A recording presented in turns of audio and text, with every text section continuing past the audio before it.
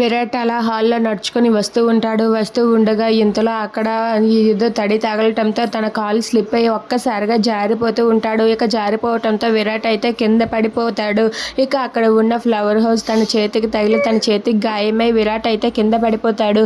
అది చూసి ఇంట్లో వాళ్ళందరూ ఒక్కసారిగా షాక్ అయిపోతారు. ఇక చంద్రకళ, శ్యామల అలాగే జగదీశ్వరి అయితే షాక్ అయ్యి వాళ్ళైతే పరిగెత్తుకుంటూ వస్తారు. ఇంతలో జగదీశ్వరి విరాట్ దగ్గరకు వచ్చి విరాట్ చేతికి అయిన గాయం చూసి ఒక్కసారిగా షాక్ అయిపోతుంది.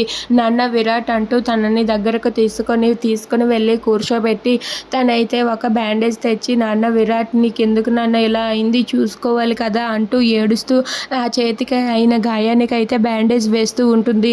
అలా జగదీశ్వరి విరాట్ కోసం ఏడుస్తూ ఉంటే అది చూసి విరాట్ అయితే చాలా సంతోషిస్తాడు.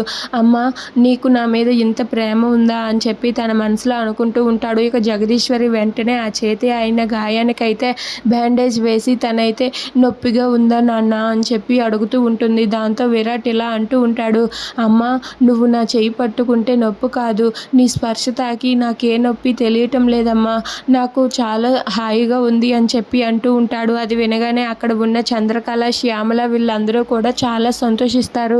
తల్లి ప్రేమ అంటే అదేనేమో అని చెప్పి అనుకుంటూ ఉంటారు. ఇక అక్కడ ఉన్న జగదీశ్వరి అయితే, నాన్న విరాట్ నీకు ఇప్పుడు బాగానే ఉంది కదా, నొప్పి ఉందా అని చెప్పి అడుగుతూ ఉంటుంది. లేదమ్మా, నీ స్పర్శ తాకి నా నొప్పులన్నీ ఎగిరిపోయాయమ్మా, నువ్వు నన్ను ఇంత ప్రేమగా చూసుకుంటున్నావమ్మా, అలాంటప్పుడు నాకేం కాదమ్మా అని చెప్పి అంటూ ఉంటాడు. అది విని చంద్రకళ కూడా చాలా సంతోషిస్తుంది. If you like this video please subscribe our channel.